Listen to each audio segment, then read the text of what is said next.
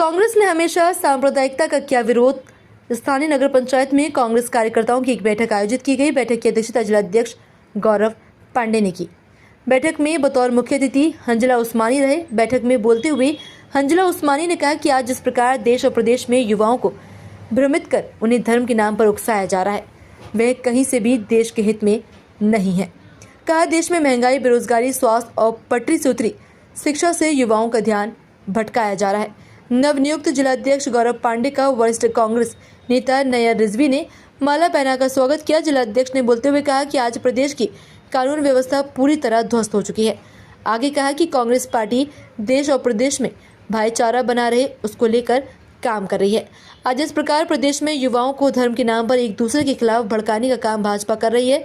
हम उसका विरोध कर प्रदेश में मोहब्बत का पैगाम देने निकले हैं। साथ हिनीश बीच क्या कुछ कहा, देखिए इस रिपोर्ट में। आज का कार्यक्रम हम लोग कौशाम्बी जिला कांग्रेस कमेटी के हमारे अध्यक्ष, जो अभी नवनियुक्त अध्यक्ष हैं गौरव पांडे जी, हम लोग और सारे हमारे जिला कांग्रेस कमेटी के लोग, युवा कांग्रेस के साथी, हम लोग सब गांव-गांव जाकर के, जैसा कि आप सबको पता है ईद का पर्व है, ईद का त्योहार है, तो सबके घर जाकर के उनको ईद के लिए बधाई देना, उनके घर सेवइयां खाना, खुशियां बांटना, और जो हिंदुस्तान का जो माहौल है, जो भाईचारा है, जो सद्भावना है, वो उसकी एकता जो है बनी रहे, उसकी संस्कृति हिंदुस्तान की बची रहे, इसी का प्रयास जो है हमारे जिलाध्यक्ष भी कर रहे हैं। कांग्रेस पार्टी हमेशा करती रही है। तो हम लोग एक तरफ नफरत जैसे फैलाई जा रही है, आप लोग मोहब्बत का पैगाम दे रहे हैं, तो लोगों को क्या संदेश देंगे? किस तरीके? नफरत फैलाने वाले तो फैलाते रहे हमेशा, जो उनका काम है नफरत फैलाना, वो हमेशा फैलाते रहे। हमारा काम है मोहब्बत को बांटना, हमारा काम है मोहब्बत से बोलना, हमारा काम है मोहब्बत से लोगों को जोड़ना, हमारा काम है दिल को दिल से जोड़ना। इस देश की संस्कृति, इस देश की एकता, अखंडता, सभ्यता बची रहे। ये जो विभिन्नता में एकता, जो इस देश का जो खूबसूरत गुलदस्ता है, वही इस देश की खूबसूरती है और उसी से इस देश की पहचान है। अलग अलग धर्म हैं, अलग अलग संस्कृति हैं, अलग अलग त्योहार हैं, अलग अलग रंग हैं, अलग अलग जबानें हैं, यही हमारे देश का धरोहर है, यही हमारे देश की संस्कृति है। तो इस संस्कृति को बचाए रखने के लिए आदरणीय राहुल गांधी जी लड़ रहे हैं, कांग्रेस पार्टी लड़ रही है, और इसी तरह कौशाम्बी जिले में हमारे जो नवनियुक्त जिलाध्यक्ष हैं, उनकी ये जिम्मेदारी है, वो भी इसी चीज को पूरा करने के लिए आज निकले हैं कि हमारे जिले में, इस देश में, इस प्रदेश में और हमारे जिले में अमन, चैन, सुकून, एकता, भाईचारा ये कायम रहे। यही इसी का प्रयास हम लोग कर रहे हैं, और जो लोग नफरत फैला रहे हैं उनको हम लोग मुंह तोड़ जवाब देते आए हैं। उनकी नफरत को कभी कामयाब इस मुल्क में नहीं होने कानून व्यवस्था को लेकर क्या कहेंगे?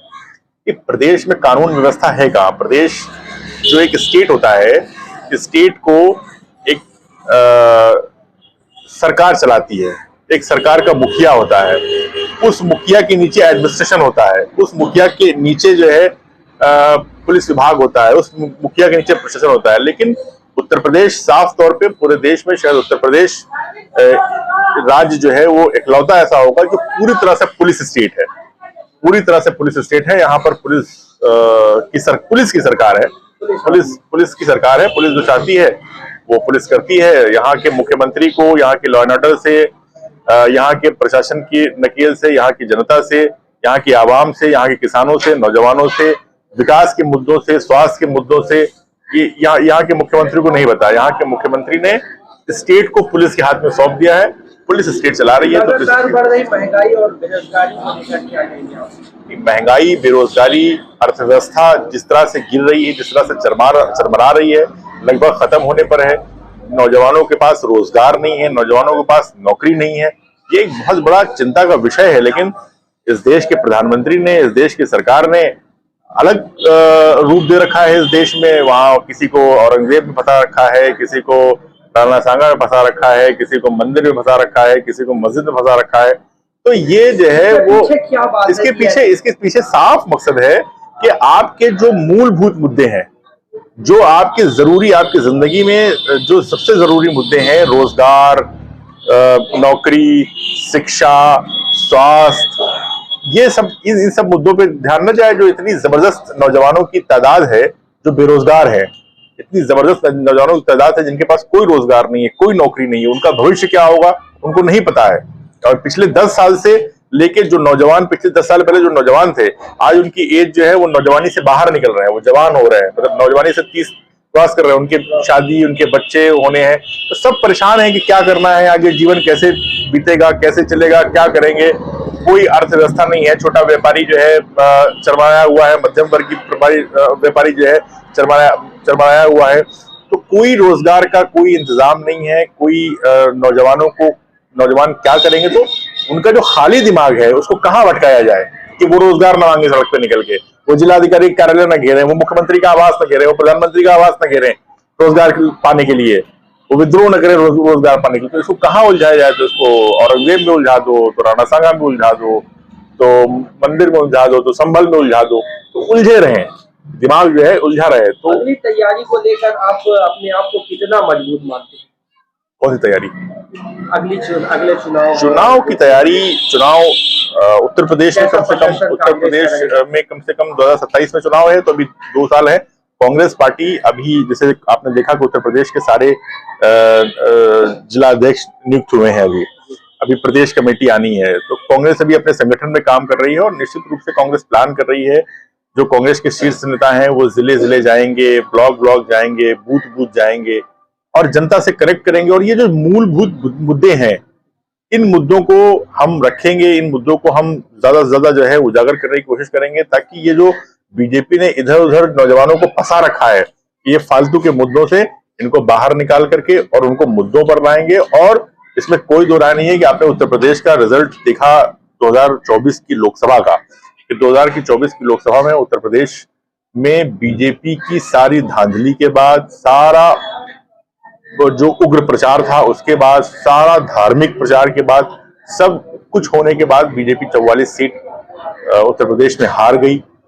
और आने वाला समय, और बहुत सारे वोटर ऐसे थे जो ये महसूस ही नहीं कर पा रहे थे कि बीजेपी हार सकती है उत्तर प्रदेश में।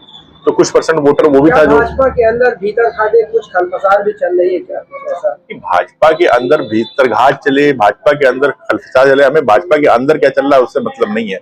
हमें देश के अंदर क्या चल रहा है उससे मतलब है, प्रदेश के अंदर क्या चल रहा है उससे मतलब है। हमें हम थोड़े ठेकेदार हैं भाजपा के अंदर क्या चलेगा।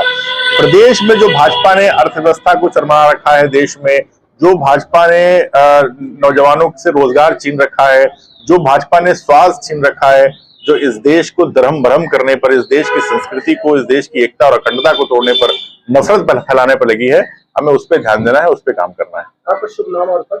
मेरा नाम हंसला उस्मानी है। मैं AICC में पूर्व में जो है सचिव रहा हूँ, यूथ कांग्रेस का भी राष्ट्रीय सचिव रहा हूँ। और हमारे साथ जो है हमारे नवनियुक्त जिलाध्यक्ष आदरणीय गौरव पांडे जी हैं। हम लोग इन्हीं के नेतृत्व में आज ईद मिलन समारोह के लिए गांव निकले हैं। और हम लोग चायल विधानसभा, सलातो विधानसभा कवर करते हुए ये हम लोग मंझनपुर विधानसभा की करारी में हमारे जो रिजवी साहब हैं उनके हम लोग आवास पे आए हैं, हमारे वरिष्ठ नेता हैं। ऐसे होते हुए हम लोग फिर वापस चायल विधानसभा की तरफ जाएंगे, वहां पर और तमाम गाँवों में इसी तरह ईद मिलन समारोह में हम लोग तमाम लोगों से मिलेंगे, उनकी सेवैयां खाएंगे, खुशियां बांटेंगे।